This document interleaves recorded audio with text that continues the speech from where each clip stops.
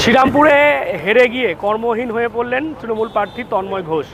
এবারে আপনারা দেখেছেন 26-এর বিধানসভা নির্বাচনে শ্রীরামপুরের যিনি বিধায়ক ছিলেন ডক্টর সুদীপ্ত রায় তাকে সরিয়ে তৃণমূল প্রার্থী করেছিল তন্ময় ঘোষকে, এবং আজকে যখন ফলাফল বেরোয় দেখা যায় বিজেপির প্রার্থী ভাস্কর ভট্টাচার্যের কাছে প্রায় 10,000-এর মতো ভোটে তিনি পরাজিত হন এবং দেখা যাচ্ছে এই মুহূর্তে তিনি বেরিয়ে যাচ্ছেন। এবং যেমনটা তার বক্তব্য যে সৌজন্য রাজনীতি, সৌজন্য বিনিময় তিনি বিজেপি প্রার্থী ভাস্কর ভট্টাচার্যের সঙ্গে করলেন এবং তারপর তিনি যে লড়াইয়ের ময়দান এবারের মতো যে লড়াইয়ের ময়দান এই নির্বাচনের সেই ময়দান ছেড়ে কার্যত তিনি বেরিয়ে গেলেন। এবং সার্বিক কি পরিস্থিতি? সার্বিক পরিস্থিতি তো আমি বলতে পারবো না এখন, কারণ আমি কাল রাত থেকে শুরু করে কাল রাত থেকে এখনো অবধি আমি এখানেই আছি। কাল সারা রাত ছিলাম, তারপরে গণনা কেন্দ্রে 5টার সময় এসছি। সম্পূর্ণ আমার 21 রাউন্ড গণনা ছিল, ভিভিপ্যাট ছিল, সেটা করে আমি প্রত্যেকটা ট্যাবুলেশন করে তারপরে বেরিয়েছি। আমি কৃতজ্ঞতা জানাই শ্রীরামপুর বিধানসভার সমস্ত মানুষকে। তারা আমাকে গত 50 দিনে যে ভালোবাসা দিয়েছেন, আশীর্বাদ করেছেন, তাতে আমি কৃতজ্ঞ, আপ্লুত। আমার শুধু একটা জায়গায় বুঝতে অসুবিধা হচ্ছে, দীর্ঘদিন প্রায় 30 বছর ধরে মাঠে থেকেই রাজনীতি করার অভ্যাস।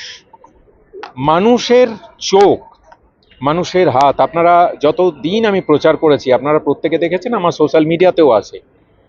এইটাকে নাটক বলা যায় বলে আমার মনে হয় না, বা অভিনয় বলা যায়। আমি যখন এগোচ্ছি, কোনো বাড়ির লোককে তো আমি ডাকিনি, কিন্তু তারাও, মায়েরা বিভিন্ন সময় এসে জড়িয়ে ধরেছেন, হেসেছেন, মাথায় হাত দিয়েছেন।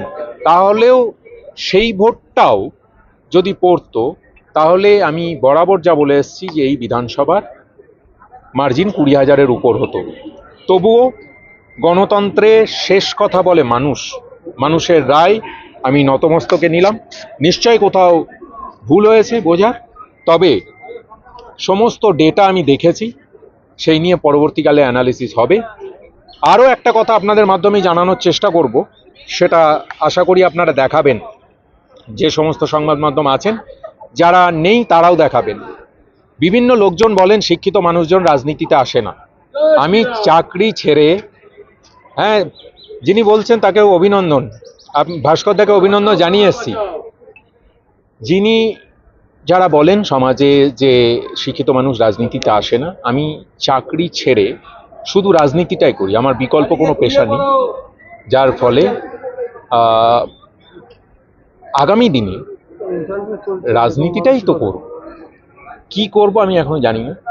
কাল থেকে আমার কোনো পেশা নেই, এটুকু বলতে পারি। যারা বলেছেন এতদিন যে না শিক্ষিত লোকজন রাজনীতিতে আসে না, মানুষ নিশ্চয় চান না, চাইলে তো ফলাফল নিশ্চয়ই অন্যরকম হতো। 1 নম্বর। দ্বিতীয় আর একটা সম্ভাবনা তৈরি হতে পারে, সেই বিষয়ে আমার মনে হয় আমাদের দলের পক্ষ থেকে দলনেত্রী মমতা বন্দ্যোপাধ্যায় বা অভিষেক বন্দ্যোপাধ্যায় বক্তব্য দেবেন। সার্বিক নির্বাচনের ফলাফল মানুষ যা বলছে বা মাটি যা বলছে সেটার সঙ্গে সাযুজ্যপূর্ণ নয়। আমি এই মুহূর্তে এইটুকুই বলতে পারি, বাকি আপনাদের উপর ছাড়লাম। সকলে ভালো থাকবেন। আপনাদের সকলকে ধন্যবাদ যে আপনারাও আমাকে এতদিন ধরে সঙ্গ দিয়েছেন। পরবর্তীকালেও নিশ্চয় আপনাদের সঙ্গে আবার দেখা হবে। শ্রীরামপুর ভুলে যাচ্ছি না, রাজনীতিও ভুলে যাচ্ছি না, দেখা হবে। আপনি বলেন মুখ্যমন্ত্রীর সঙ্গে কথা হয়েছে, শেষ মুহূর্তে অবধি তিনি কাউন্টিং টেন্ডারে থাকতে বলেছেন, কি বলছেন? এটা তো যে কোনো, দেখুন, যারা লড়াই করে, এটা তো আমার